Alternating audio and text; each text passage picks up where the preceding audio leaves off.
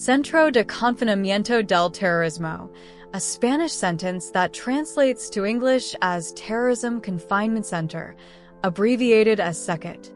SECOT is a super prison the size of 7 football fields with a capacity of 40,000 inmates. You might wonder how 40,000 people fit into this place. It's like the shelving system in a warehouse. Now, let's get to it.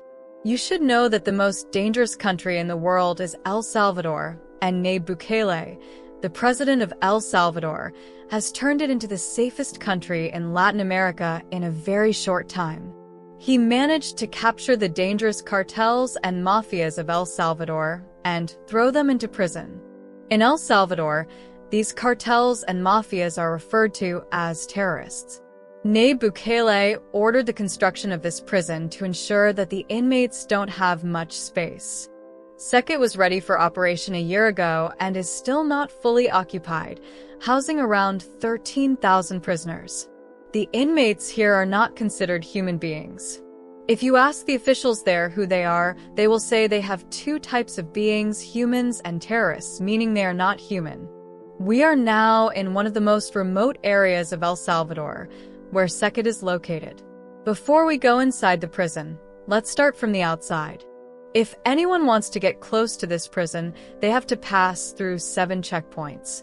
These checkpoints start 1 kilometer before the prison and continue until the entrance of the prison. Even if you are a journalist, you will be thoroughly checked at these checkpoints. You even have to take off your clothes to ensure you don't have anything with you. They even inspect the underside of your car, and only when the responsible person at each checkpoint determines that everything is fine, you can proceed to the next checkpoint. These 7 barriers have prevented any corruption from existing in this prison. No drugs or mobile phones are allowed, nor anything else illegal. As the saying goes, you must pass through 7 filters until you finally reach the entrance of the prison, passing through its unique stages. It's like boarding a plane, but with much stricter surveillance. Everything you have with you should be put in a basket, and they will take it to a designated room for you. You also need to go through a metal detector machine to ensure you don't have any cold or hot weapons with you. This entrance is specifically for journalists, not for bringing prisoners in this way. Furthermore, you should know that there are no visitations in SECOT. Even the appointed lawyers cannot enter this prison.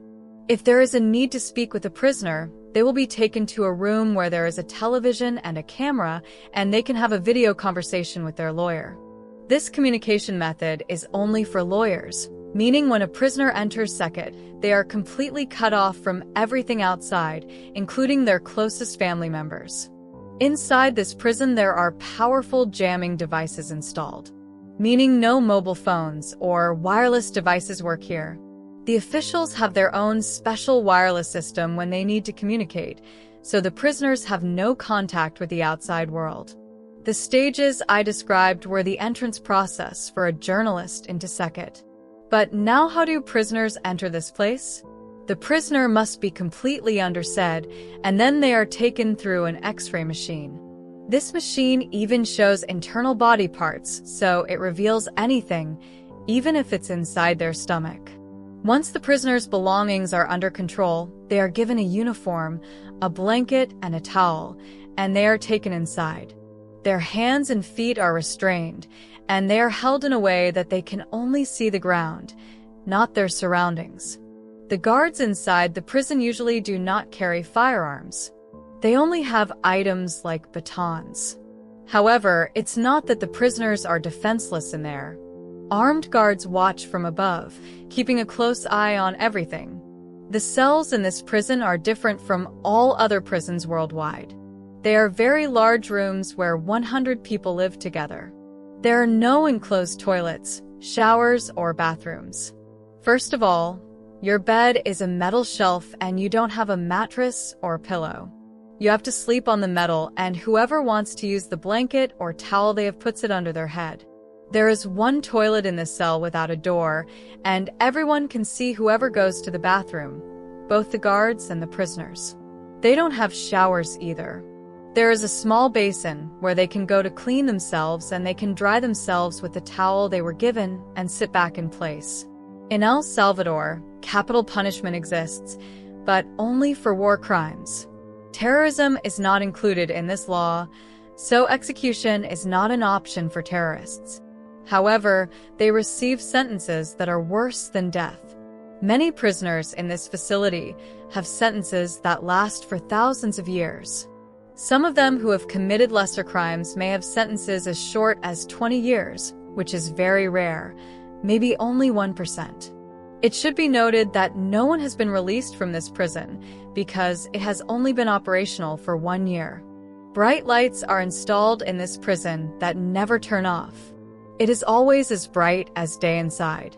The beds are elevated, and the direct light shines into their eyes. That's why they put their towels over their eyes to sleep. The constant brightness of the lights is a form of torture in itself.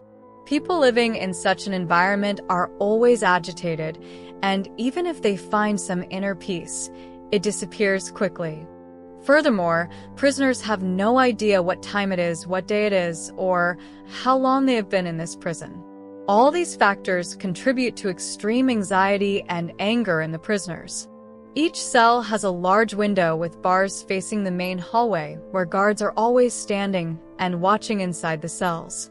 Moreover, the ceiling of each cell has a mesh-like structure that allows the guards on the upper floor to walk and observe the area below when you exit the building. The guards, who cannot leave the prison, have scattered sandbags around the perimeter.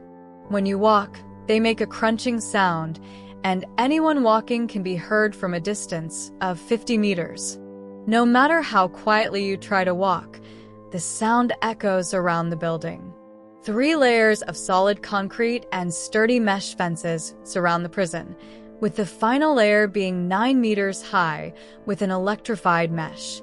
In other words, it can be said that escaping from this prison is impossible, even if there is a corrupt guard who wants to help someone escape. Every day, they separate 10 prisoners at a time. They handcuff their hands and feet and take them to the hallway for half an hour to allow them some movement. After half an hour, they bring them back and take another 10. The hall where they take them has natural light so that they can see a bit of sunlight.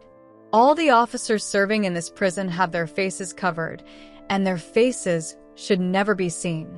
It is for the security of the officer and their family, as a cartel member could potentially identify the prison officer.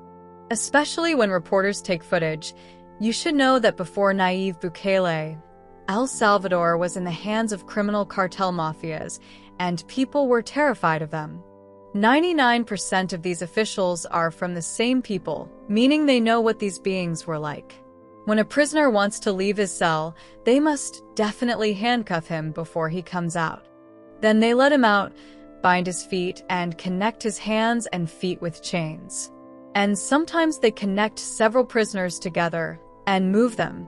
The government of El Salvador says that if you want to imagine what these people were like, you should know that, for example, these 20 people who are exercising have killed at least 200 people, so don't think they are just involved in ordinary crimes. In the sports corridor, they unlock their handcuffs and leg restraints so they can exercise. But there are officers standing all around them, armed with weapons, keeping an eye on them. Their job is easy in one way. They can easily understand which group they belong to.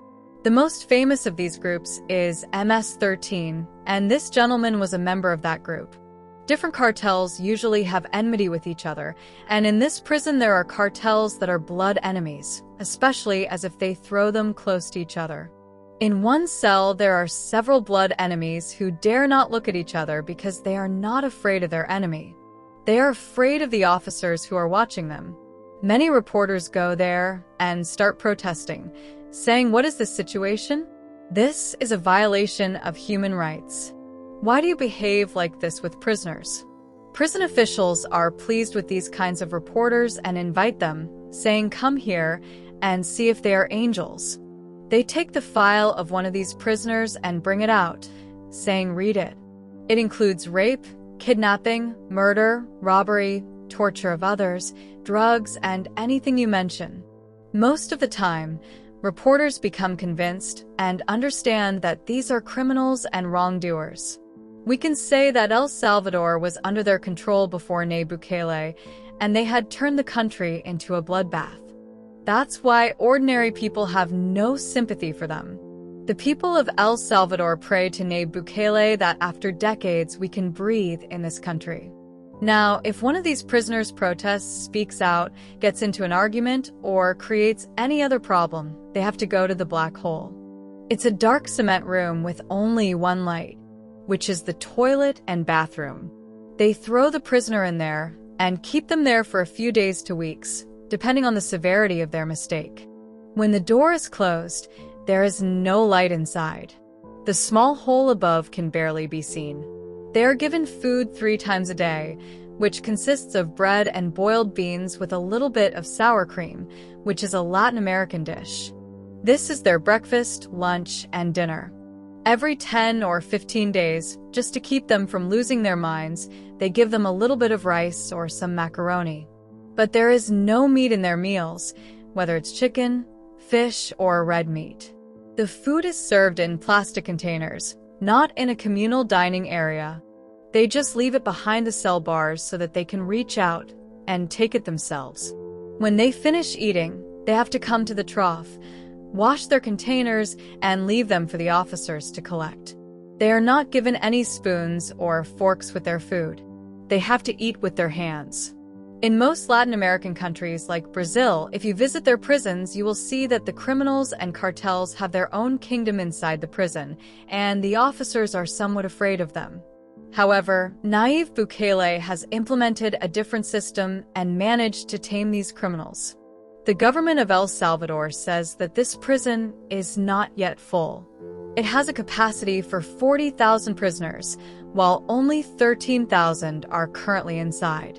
Just the statement by the government of El Salvador ensures the security of the entire country, and if anyone tries to misbehave, they remember that this prison has plenty of space.